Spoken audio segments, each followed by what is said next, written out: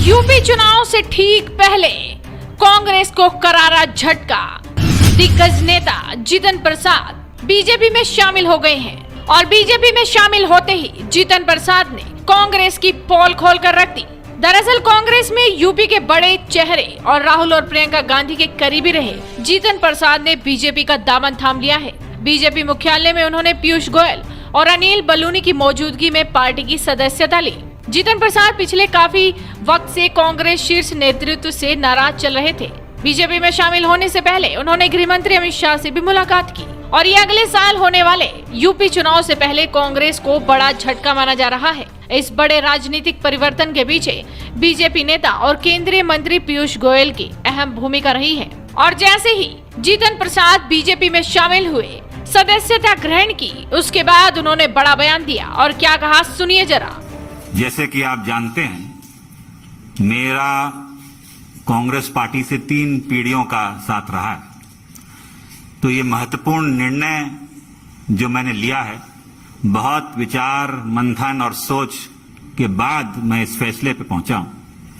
और सवाल ये नहीं है आज कि मैं किस दल को छोड़ के आ रहा हूं, मगर सवाल ये है कि किस दल में जा रहा हूं और क्यों जा रहा हूं।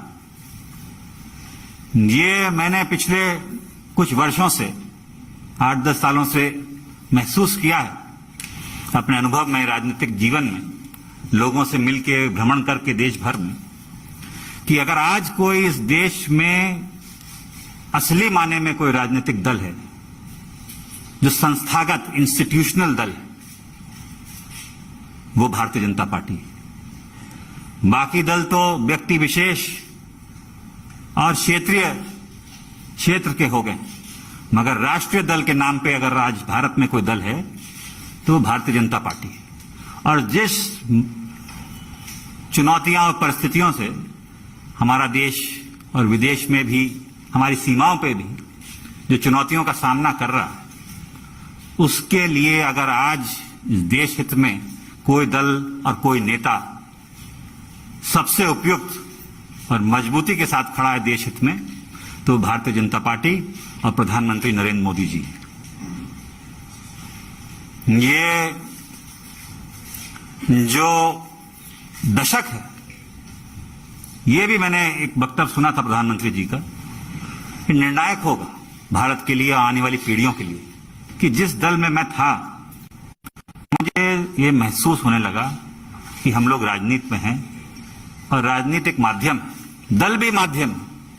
अगर आप अपने लोगों के हितों की रक्षा नहीं कर सकते, उनके लिए काम नहीं आ सकते, तो आपका राजनीति और दल से में रहने में क्या औचित्य है।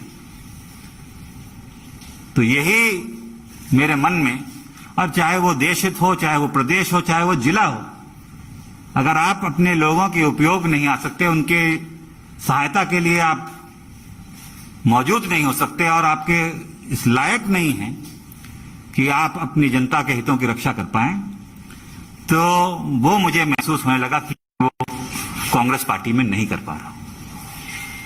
भारतीय जनता पार्टी वो माध्यम बनेगा, वो सशक्त संगठन, देशव्यापी इतना संगठन, इतना मजबूत नेतृत्व जो आज देश को जरूरत है। मैं इस वक्त ज्यादा बोलना नहीं चाहता, मेरा काम बोलेगा। मैं धन्यवाद देना चाहता हूं सभी मेरे उन कांग्रेसजनों का जिनका मुझे आशीर्वाद मिला और साथियों का इतने वर्ष तक। मगर अब मैं समर्पित एक, गोयल जी आप सब जानते हैं, आपका धन्यवाद दूंगा। एक कार्यकर्ता के रूप में भारतीय जनता पार्टी के मैं कार्य करूंगा और वही उद्देश्य, सबका विकास और सबका साथ, जो उद्देश्य है एक भारत और श्रेष्ठ भारत का, वो लेके एक कार्यकर्ता के रूप में मैं काम करूंगा।